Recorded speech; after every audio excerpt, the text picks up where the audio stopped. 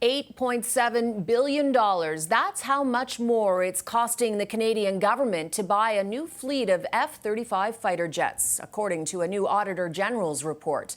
Our Glen McGregor joins us from Parliament Hill now. And Glen, that's a head-spinning number. What's the government saying about all this? Yeah, and that number goes on top of the $19 billion that the government last projected that the F-35 program was going to cost. We're now over $27 billion. And the Auditor General, Karen Hogan, says there could actually be additional costs and additional delays in this program for a lot of different reasons. How did this cost run up so much higher? Well, one factor in it was just plain old inflation, the thing that governments have been dealing with really since the end of the pandemic around the world, the rising costs of pretty much everything. That's affecting also the rising costs of sophisticated fifth-generation fighter jets. Also, foreign exchange. The Canadian dollar, of course, has gone down a lot over the past couple of years, especially compared to the U.S. dollar, and we are buying the fighter jets from an American company, Lockheed Martin, and we are paying in U.S. dollars. So that is another factor in driving up the costs.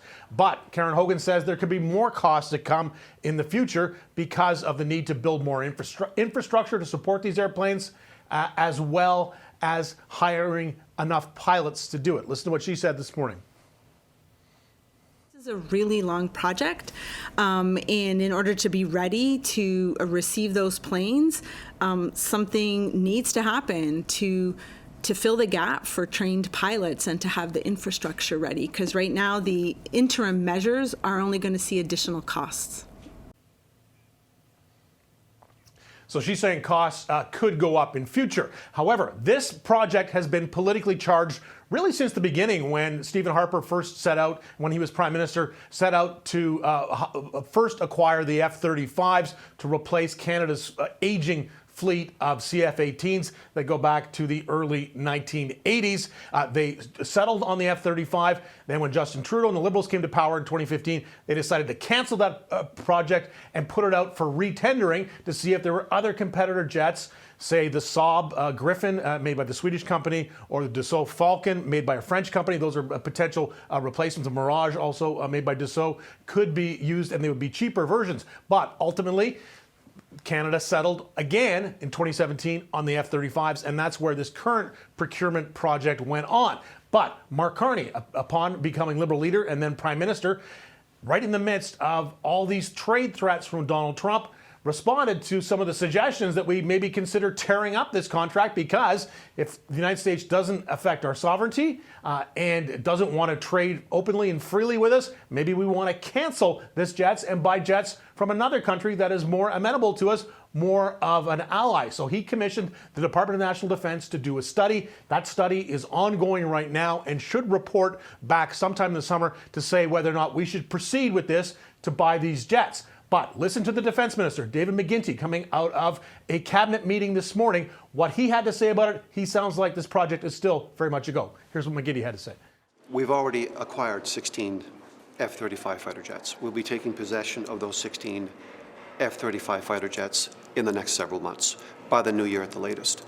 Our Canadian pilots are going to begin flying those F-35s. We're moving towards a transition away from our F-18 fighter plane stock. We're going to begin with 16, and then we'll see where we are.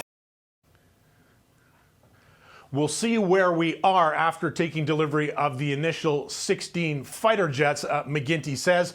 But he sounds like this is very much a project that the government is not all that enthusiastic about canceling because of the sunk costs. We've already put a lot of money into this. We've already paid for, or at least paid in bulk for these first tranche of jets, and we're preparing to start training pilots on this equipment in Arizona. They should start either at the end of this year or early next year. So this project is moving ahead, even though there's been, because of this situation with the U.S. and the Trump tariffs, there's been this groundswell of resistance, people saying we should tear up this contract and go somewhere else. We'll see this summer when that report comes out. But what we know, at least from the Auditor General today, is this project, originally set for a whopping $19 billion, is now going to be close to $27 billion. And Karen Hogan, the Auditor General, warns there could be increasing costs above and beyond, Cynthia. Glen McGregor in Ottawa, thank you very much.